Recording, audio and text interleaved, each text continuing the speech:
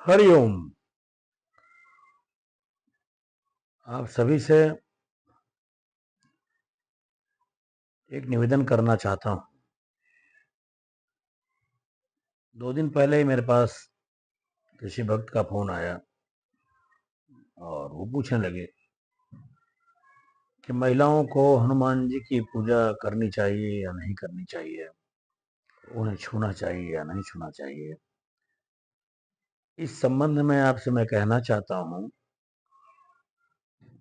कि हनुमान जी कोई व्यक्ति नहीं है, वे शक्ति हैं, ईश्वर हैं और ईश्वर की पूजा करने का हर किसी को अधिकार है, चाहे वो स्त्री हो चाहे पुरुष हो। भगवान की भक्ति करने का, पूजा करने का अधिकार हर किसी को है।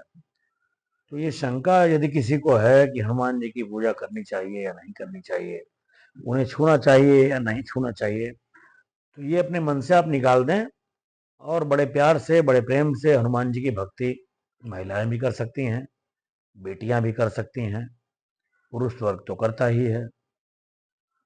तो ये अपने दिमाग से आप निकाल दीजिए। और साथ में किसी ने यह भी प्रश्न किया कि घर में मंदिर कहाँ लगाना चाहिए, किस दिशा में लगाना शुभ होगा। तो उस संबंध में मैं आपसे कहना चाहता हूँ कि वैसे तो कोशिश करें कि उत्तर और पूर्व का कोना, ईशान्य कोण मिल जाए आपके फ्लैट में, आपके घर में, तो वहाँ आप देवस्थान बनाइए। अन्यथा भगवान का स्थान तो घर में कहीं भी बनाया जा सकता है, जहाँ भी रखा जाएगा, जहाँ भी उनकी पूजा होगी, वो तो शुभ ही शुभ करने वाले हैं। कोशिश ये करें, प्रयास करें कि ये दिशा अगर आपको मिलती है, तो कहा गया शास्त्रों में कि जब हम पूजा कर रहे होते हैं तो हमारा मुख पूर्व दिशा में हो या उत्तर दिशा में हो। तो पूर्व दिशा में मुंह तब होगा जब भगवान का मंदिर मंदिर का मुख जो है वो पश्चिम दिशा में होगा। दूसरा, उत्तर दिशा में हमारा मुख तब होगा जब भगवान का मुंह होगा दक्षिण दिशा में। तो बहुत सारे लोगों का यह प्रश्न होता है, ये कहते हैं अरे भगवान का मुंह दक्षिण तरफ आपने कर दिया। तो वो भी शंका मन से आप निकाल दीजिए। जैसे मैंने पहले भी बताया है, जो दीपक जगता है, जो लौ निकलती है, अगर मैं किसी से पूछूं कि दीपक जो जग रहा है, जल रहा है, उसका मुख किस दिशा में है, कौन सी दिशा में है, तो आप क्या कहेंगे? कहना यही चाहता हूं कि जैसे दीपक जग रहा है, उसका प्रकाश चारों ओर फैल रहा है, तो ठीक इसी तरह से हमारे भगवान का मुंह भी हर दिशा में है। और ये आप जान लें कि वो कण कण में विद्यमान है, जर्रे जर्रे में समाये हुए हैं, वो किसी एक स्थान पर नहीं बैठे हुए हैं, हर जगह व्याप्त हैं। रामायण में लिखा है ना कि प्रभु व्यापक सर्वत्र समाना, प्रेम से प्रकट हो ही भगवाना। ये शिव जी ने कहा है माता पार्वती से। बाबा गोस्वामी जी ने लिखा है। तो आप इस पर अमल करें, इसको समझें। और बहुत सारे लोगों को जो भी शंकाएं होती हों, तो उनके लिए मैं यही कहना चाहता हूं कि वो भी रामायण की चौपाई आप उठा के पढ़ लें कि राम कथा सुंदर करतारी और संशय बिहग उड़ावनी हारी। अर्थात ये कहा है बाबा गोस्वामी जी ने कि जिस प्रकार से पक्षियों का एक झुंड ताली बजा देने मात्र से उड़ जाया करता है, ठीक उसी तरह से यदि आप रामायण को पढ़ते हैं, लगातार पढ़ते हैं, उस पर मनन करते हैं, तो ये समझ लीजिए कि आपकी शंकाएं निर्मूल नष्ट होती चली जाएंगी, कोई शंका आपको नहीं रहेगी। तो भगवान की पूजा अर्चना में कहीं कोई शंका आप न करें, कोई शंका न पालें। निर्द्वंद होकर के बिना किसी शंका के उसका नाम लें, उसका पूजन करें, किसी चक्कर में न पड़ें और बहुत ज्यादा वास्तु के चक्कर में भी आप न पड़ें। ये मैं आपसे कहना चाहता हूं कि वास्तु विज्ञान ये नहीं कहता कि ठीक नहीं है, लेकिन ये अवश्य कहना चाहूंगा कि उसका जो परसेंटेज है जो काम करता है वो ओनली 5% है, 5% काम करता है। और वो भी 5% अगर आप उसको हटाना चाहते हैं तो उसके लिए है उसका नाम।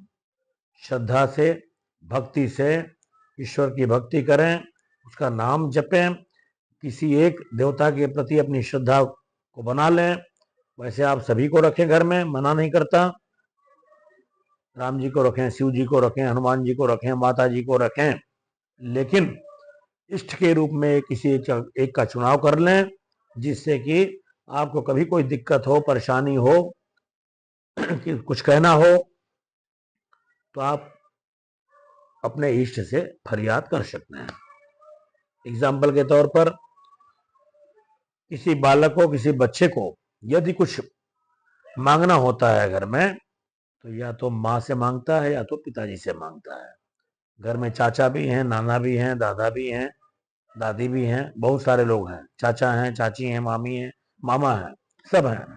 लेकिन जब भी कुछ मांगना होगा तो या तो माँ के पास जाएगा या तो पिताजी के पास जाएगा। इसलिए किसी एक को इष्ट के रूप में आप चुनाव कर लें, वो देवी हो चाहे देवता हो। तो जब भी आप कुछ उनसे कहना चाहें, अपनी शिकायत करना चाहें, तो उनसे आप कह सकते हैं। पूजा सबकी कीजिए, सबको मानिए, सबको पूजिए घर में रख करके, उसके लिए कोई मनाही नहीं है। लेकिन चुनाव किसी एक इष्ट का कर लीजिए, चाहे वो माता जी हो, चाहे शिव जी हो, हनुमान जी हो, राम जी हो।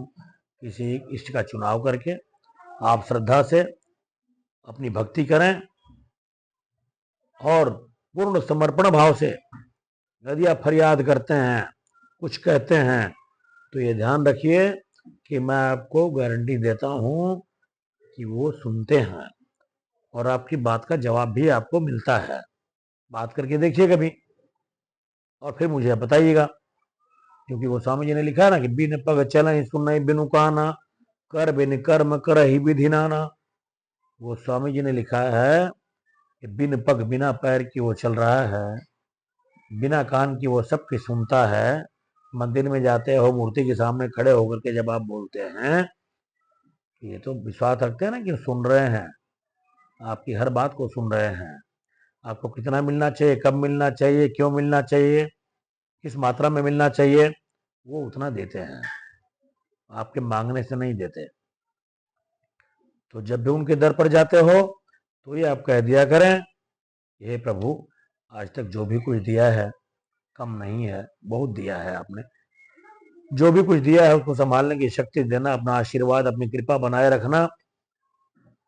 यदि मेरे ऊपर कोई मुसीबत आती है, कोई संकट आता है, तो ये मानता हूं कि मेरे कर्मों का फल हो सकता है। हे प्रभु, नहीं कहता कि मेरा संकट दूर कर दे, हिम्मत तो इतनी दे कि उस संकट को पार कर जाऊं, ये मांगा कीजिए।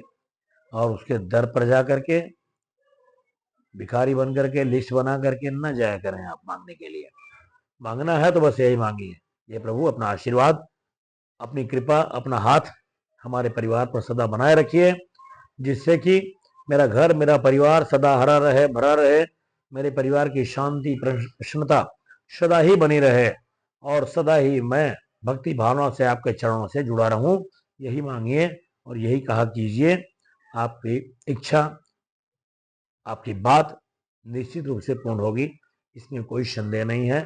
आज के लिए बस इतना ही कहना चाहता हूँ। फिर कोई प्रश्न मेरे सामने आएगा, फिर आपके सामने आऊंगा। तब तक के लिए हरिओम। सबका मंगल हो।